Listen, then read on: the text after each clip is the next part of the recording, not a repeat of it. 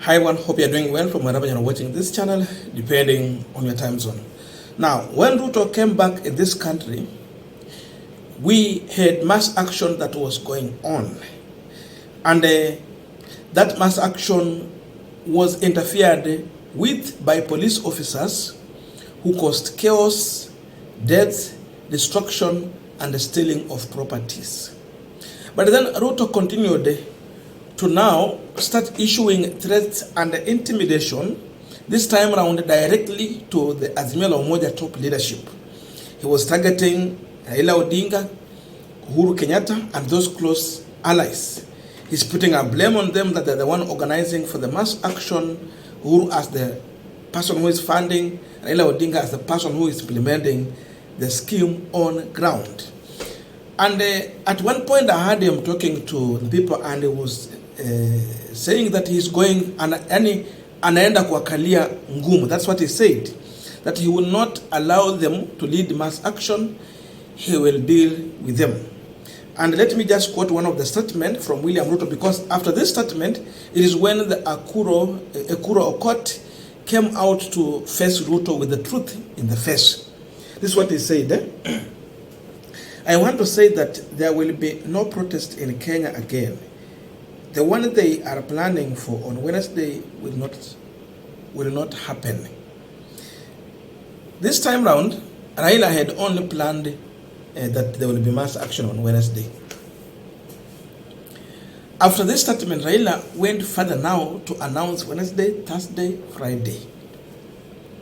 Just to tell him that we are here and this mass action is not going to stop anytime soon. This tells you that William Ruto is a frustrated man. But then the question is, why is he frustrated this much? Ekuru Aukot is now responding to William Samoei Ruto threats. And this message is very strong. This is what he's telling William Ruto. President William Ruto, wachana na vitisho. Let me tell you this. This is a shocking statement from you. You rebelled against former President Uhuru and radicalized Kenyan's youth as hustlers against the fake dynasties for 5 years with lies. Now they are protesting against your lies and unfulfilled promises, and you are blaming Uhuru. Up to that point, do you agree with the Ekuru Aukot statement? We are continuing with this panel discussion, but just a quick request for those who are watching and you have not subscribed, please consider subscribing. To our returning subscribers, I must say thank you so much, and again to all our viewers, please give this video a thumbs up. Thank you so much, and back to this discussion. Now, I think Ekuru Aukot has just come out to remind William Ruto why Kenyans are on the street. For the first time when Uhuru was serving as president, Ruto was his deputy. The worst for Uhuru was that his own deputy had turned against him for 5 good years. But now Ruto is complaining and is yet to finish a year in office, and there is no one who is standing against him as far as the issue of Azimio leadership or Kenya Kwanza is concerned. Gachagua is yet to turn against him. Raila has not turned against him. It's just Kenyans who are stand against William Samoei Ruto. But even Kenyans have not turned against William Ruto. Kenyans are just responding to the new move by William Samoei Ruto to turn against them. It is Ruto who has turned against Kenyans. He gave too much promises to Kenyans. He radicalized youth. How did he radicalize youth? He told the youth that there is dynasty in this country and they are hustlers who don't have anything. So they have to turn against dynasties for them to succeed. The dynasty was Uhuru Kenyatta, Raila, even Mudavadi was on that list. So the youth knew their problem is Uhuru Kenyatta. And once Uhuru is out of power, their mess will be sorted out. Uhuru is nowhere. There is no Raila in the State House. It is William Samoei Ruto. So, Ekuru Aukot is reminding Ruto, before you come out and tell Kenya that mass action will never happen, you should understand why is mass action there. He literally gave promises to youth. When he came to office, what did he do? He is yet to fulfill any of those promises. In fact, even where there was hope that he's going to fulfill promise, he has killed that hope. For example, when you say that you're creating jobs for the youth, then you come and remove even the jobs that were already there. Kazi kwa vijana, kazi mtaani. Do you think that youth will still have any hope for jobs? They know there is nothing like job from William Samoei Ruto. We have youth who are trying to hustle and make a living. You come in and increase taxes, something that has now made youth to go on the street. Do you give them any hope? Ruto has totally killed the hope in youth completely.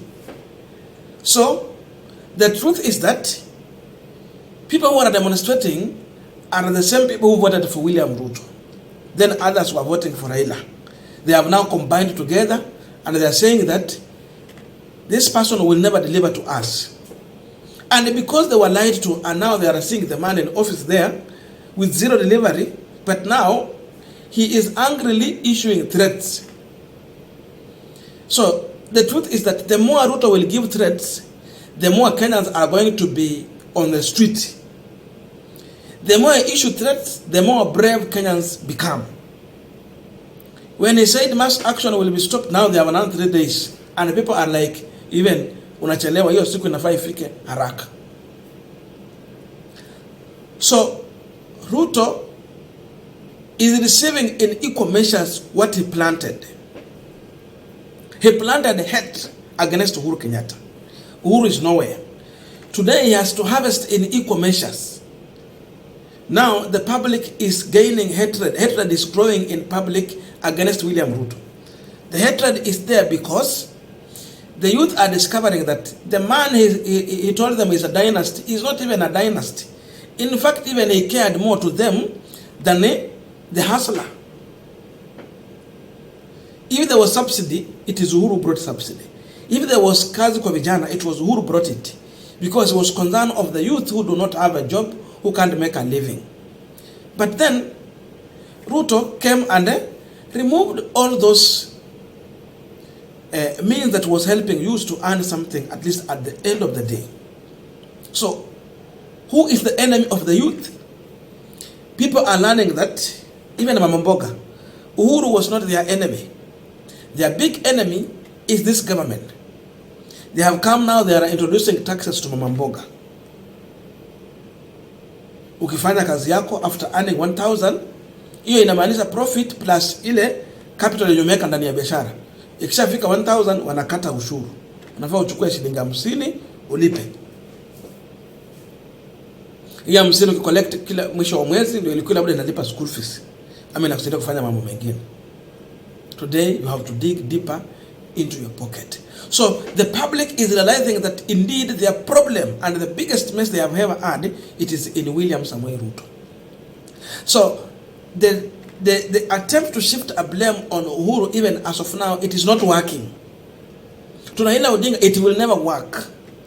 What Kenyans have discovered is that the only person who can help them to put this government on check, it is only if Raila is in active politics.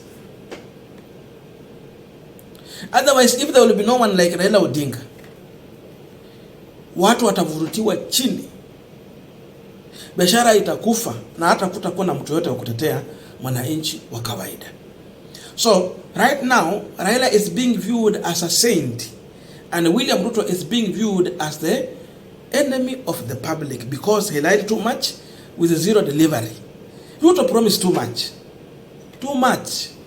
and he made everyone to believe that the previous government was the worst. He even brought in the handshake brothers. It was selling in the beginning. Today, this narrative is becoming unfashionable. When he issued threats, many people are feeling like, what are you telling us?